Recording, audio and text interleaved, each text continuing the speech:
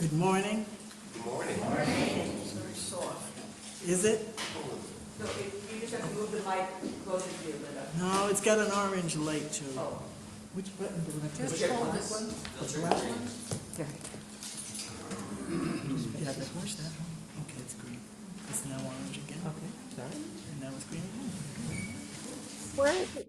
Thank you Where's to the closed the technical caption? group. Good morning to you all.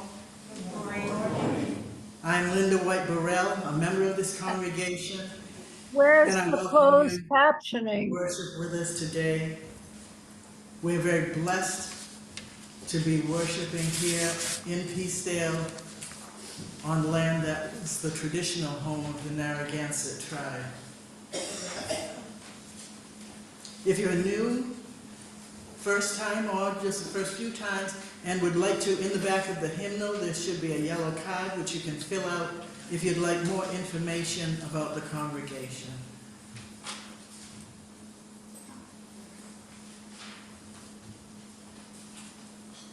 In case of an emergency, which we don't expect and we do hope not to have, exits are the double door through which you probably entered, this single door which goes across to a ramp. There's a door behind me on your right. It does go down several steps. At the back of the hall, past the restrooms on the left, there's another exit. Please silence all devices that you may have so that we can have a sacred hour without the outside world.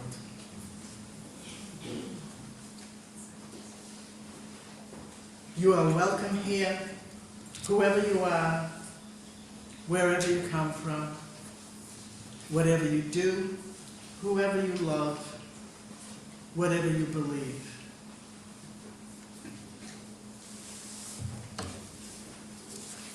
Two announcements, one from Kathy Solomon.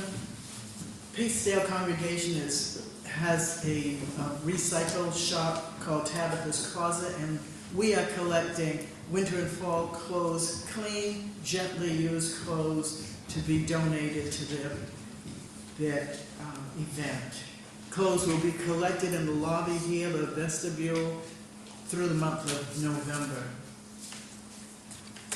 And if you attend the current production at the GAM Theater in Warwick, the production is entitled Hangmen. Observe the actor who portrays Shirley. She is Abigail Milner Sweetser, who was a wee sprite back in 1996 when her mother, the Reverend Susan Milner, served our congregation from September 96 through January of 97. Abigail's father, the Reverend Terry Sweetser, served the then Blue Channing District as District Executive Minister. Blue Channing District has now been incorporated into the New England District of the UUA. Abigail is a very good actor. I saw her. Linda, I forgot to write an announcement. Okay. Can I make it? Sure.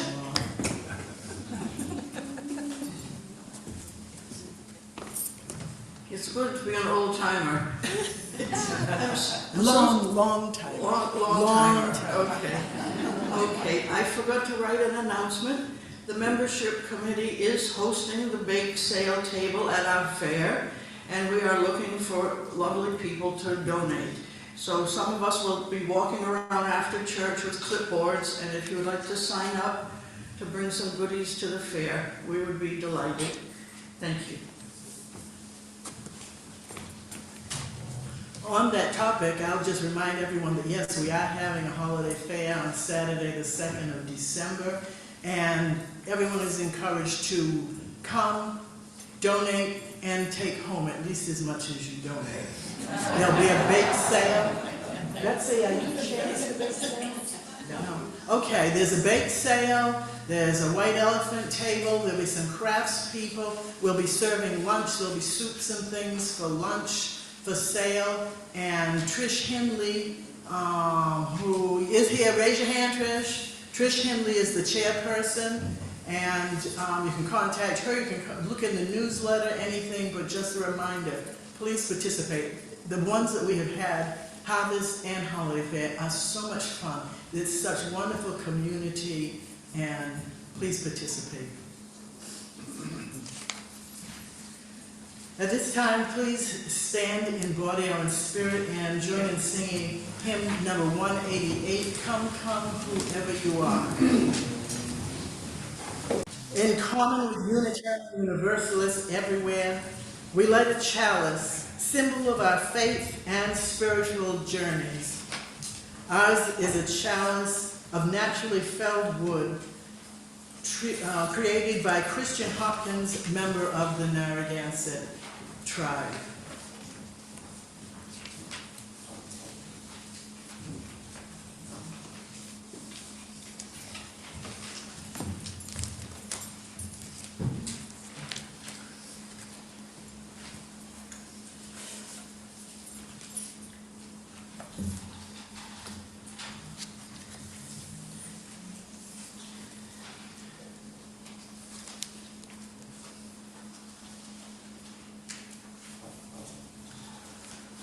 I'll read from a document, a presentation that Edward Mitchell Bannister wrote.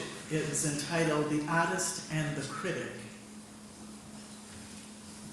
Bannister writes, "The letters of Jean-Francois Millet, the profoundest, tenderest, most sympathetic, and deeply religious artistic spirit of our time, give us a clearer revelation of the qualities of the true artistic nature than any other example we can recall at the present. I speak advisedly when I say religious, for if their religion is as we are taught to feel, for the bound as bound with them, he has earned that distinction."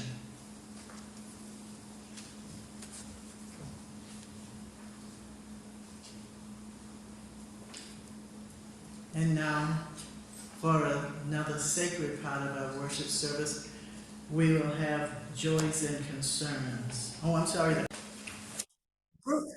Brooke, Wilhelmina, and Rhode Island's own Christiana, giving thanks for women who support the arts. Brooke, Wilhelmina, and Christiana are only three of the countless women who throughout time have in so many ways supported other people in their creative endeavors. And I do not mean to diminish any and all support given by men. I am at this time speaking of a few particular women, certainly keeping the meals coming and keeping the home fires burning in the many ways needed has for millennia been primarily the role of females. One story I repeatedly love to tell is that while Henry David Thoreau toiled away, reading and writing, in the woods in his secluded man cave of the day, his mother brought him his dinner at noon from her home a 1-mile walk away. A mom who loved her son. There are many ways in which people are supported in their creative journeys. I will share my thoughts and feelings on a few. I offer a disclaimer to you. I am a curious person, not in the sense of being odd, but in the sense of having curiosity about almost everything I hear about. I am in no way a scholar or researcher. While learning about these people I will tell you about, I found discrepancies and contradictions in facts and records. Various spellings of names and recording of dates and pure hearsay accounts make for challenging research. I am mightily in awe of and indebted to those who faithfully read documents, dusty and moldy records, and computer screens, gathering the facts to keep alive those who have left so many gifts to us all. I don't mean to present a factual discourse this morning, but rather my personal reaction to what I consider the gifts of and from others, for which I am thankful. I hope that you will find reason for gratitude in the content and music I share with you. Brooke in my title is Brooke Astor. Born Roberta Brooke Russell, she tended to marry well. Her third husband was of the Astors, who first came to their money through John Jacob Astor's fur monopoly of the 1700s, which nearly drove beavers of North America to extinction. John Jacob Astor smuggled opium into China in the 1800s. Then he moved into real estate in and around New York City. After the death of her third husband, Vincent Astor, Brooke spent long years doing philanthropic work primarily in New York. The Metropolitan Museum of Art and the New York Library System were two major beneficiaries of her energy and generosity. One could say, Brooke loved New York. Wilhelmina Cole Halliday, with her husband Wallace, were enthusiastic collectors of art. In response to growing attention to the scant presence of women and people of color in museums, they focused their collection on art by women. By 1980, Wilhelmina began to work on creation of a museum dedicated to women artists. The museum began in their home.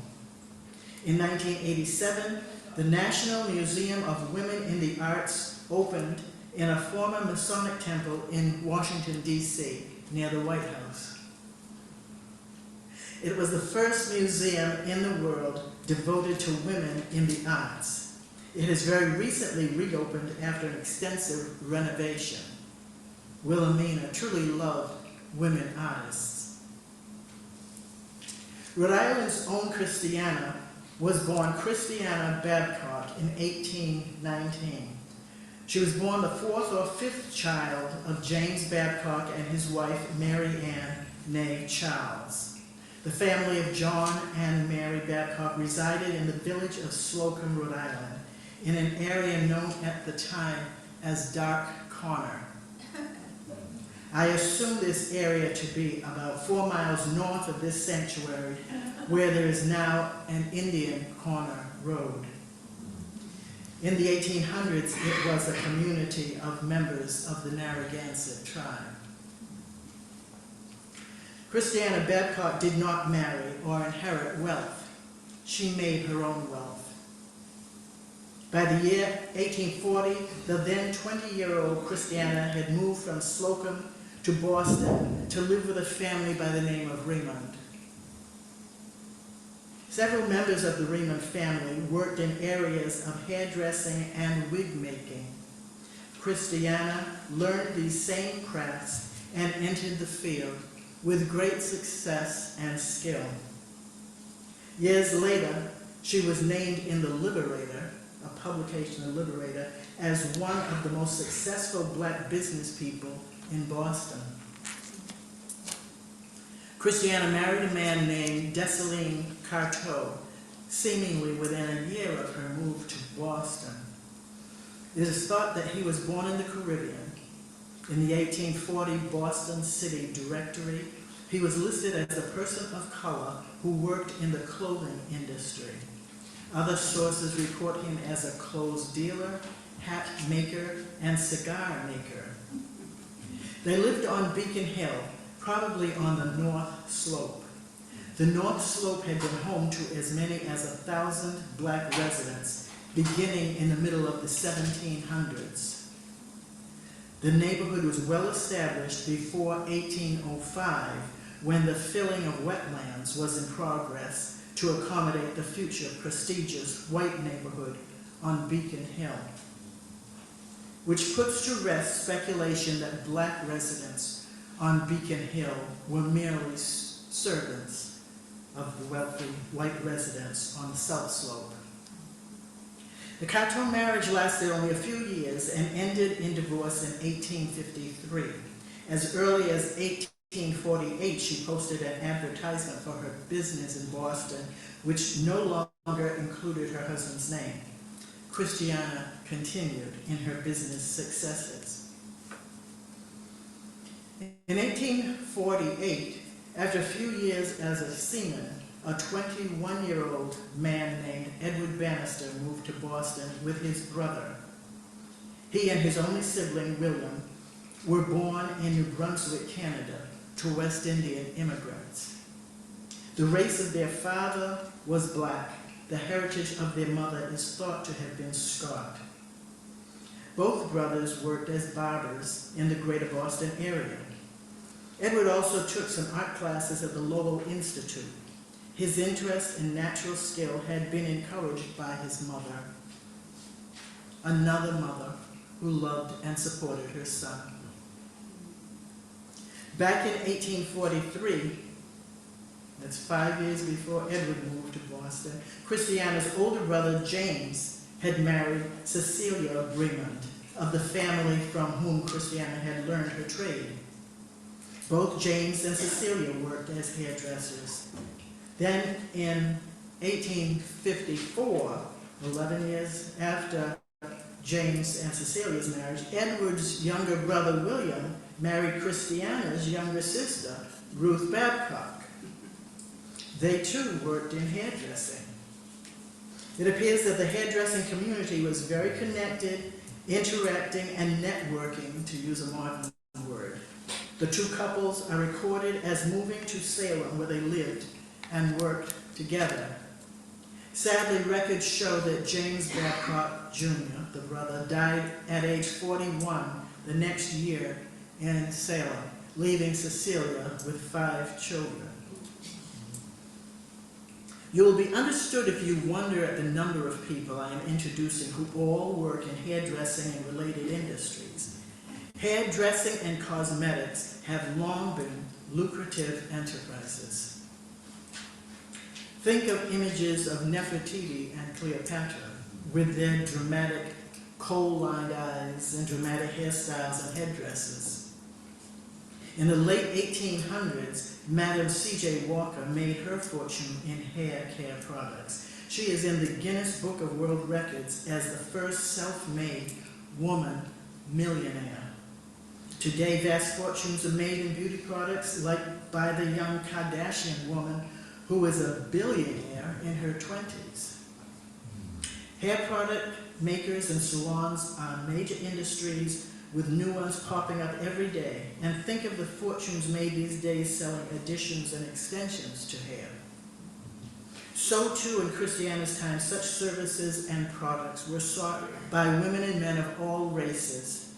Black women found financial independence and power in hairdressing, and they were patronized by women and men of all races. So much so that some of these women would name themselves Madam or hair doctress. Don't we call hair our crowning glory? Another contributing factor to the position barbershops and hair salons hold for black people is the role they play as social gathering spots. Along with churches, they are traditional places where blacks can gather together in informal community. News is shared, information is shared, jokes are shared, plans are shared, communal help and support are experienced. Shared grooming brings comfort. A black version of the local pub, a place to build community. So it is in this industry, Madame Christiana Carteau, as she had by this time named herself, and Edward Mitchell Bannister find themselves working within their community. Eventually, Edward is actually hired by Christiana to work in her shops. With all the sibling romance that was surrounding them, their working relationship evolved into romance, and they married in 1857. Now, back in 1850, Christiana had lived for a time with John and Elizabeth Smith in Providence County, which may have been her first exploration into Rhode Island as a business option. In 1856, she opened a shop in Providence. Edward by this time is earning some money by doing portraits and some photographic work, in addition to the barbering. In 1854, the same year that Christiana was named as such a business success, Edward received his first non-figurative commission. He created the ship Outward Bound for Dr. John V. DeGrasse, a black man in Boston. As an artist, I have often bemoaned the fact that I never had the time, the money, and the inspiration to create all at the same time. Not so for Edward Mitchell Bannister. Interest in his work was increasing, and Christiana's success gave him the financial freedom to create at his own pace. Life was very nice for the Bannisters. They both became involved in the work of the abolitionist movement. They both joined and worked with organizations of free black people to gain freedom for all blacks. Christiana helped organize a fundraiser for widows of colored heroes killed at Harper's Ferry in John Brown's raid. She was president of the Colored Ladies Sanitation Commission, which raised funds to help sick and wounded soldiers during the Civil War. As the Civil War raged, Christiana worked to raise the wages of black soldiers to equal that of white soldiers. After the war, she worked for benefits for the widows and children of deceased black soldiers. She raised money for many causes. In 1864, for a fundraiser by the Colored Ladies Sanitation Commission, Edward donated his full-length portrait of Colonel Robert Gould Shaw, who led the famed 54th Infantry. The painting was at that time valued at $200. It is now lost. They were involved in political meetings and attended lectures by the likes of Henry David Thoreau, Ralph Waldo Emerson, and William Lloyd Garrison. A theatrical club was formed in their community. The club rehearsed and performed in their power. She appeared in Love at Sight. They both appeared in The Indian's Visit. He sang tenor in the Crispus Attucks chorus. He owned a 28-foot cutter-rigged boat named Fanchon, which in French means freedom or free one. Bannister had become a fairly prolific artist. In Boston, he had been sought for his skill in portraiture. Once the Bannisters moved to Providence in 1870, his work became more focused in landscapes.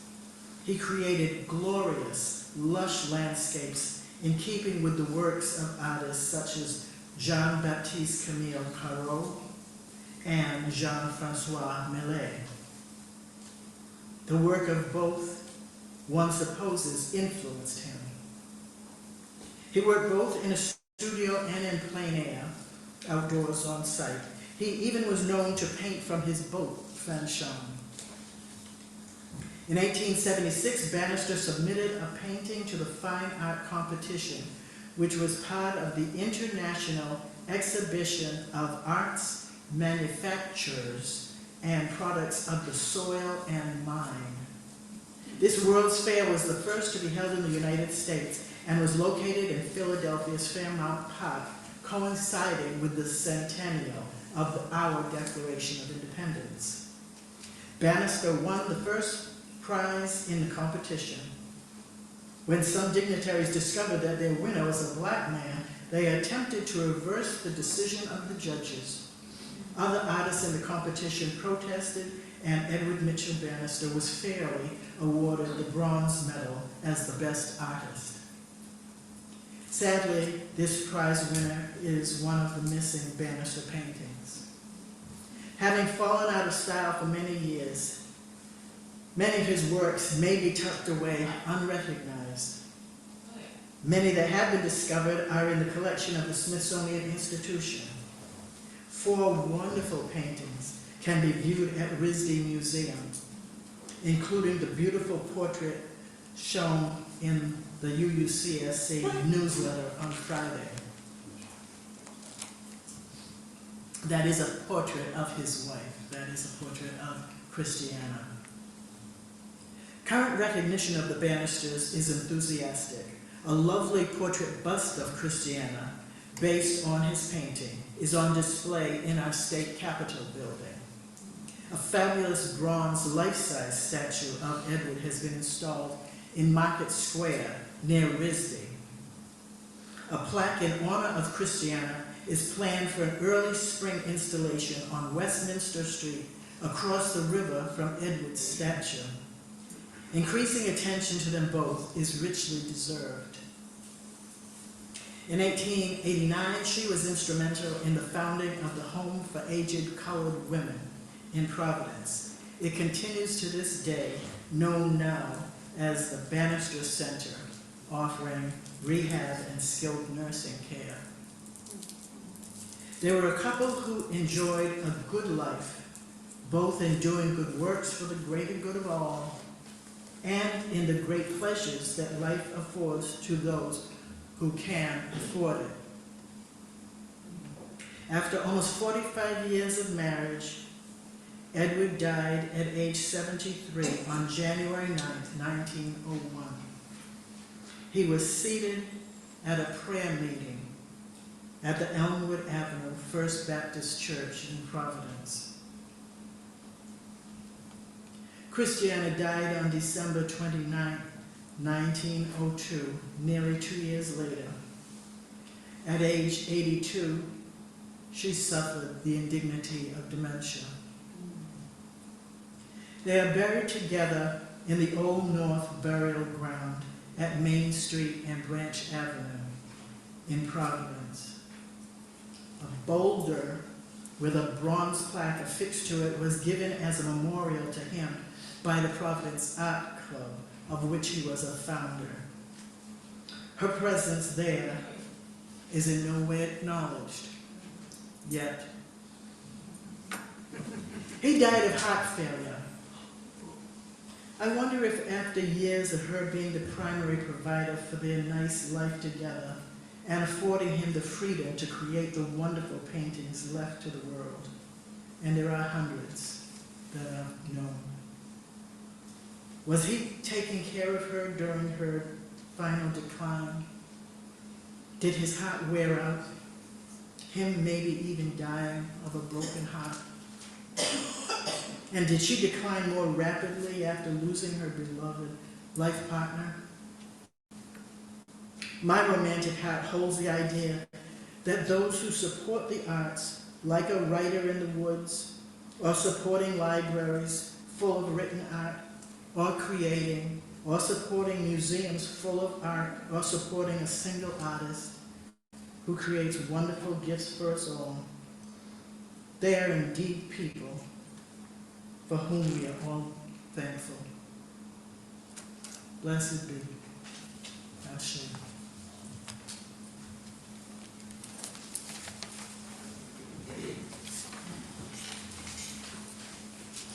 Please stand in body.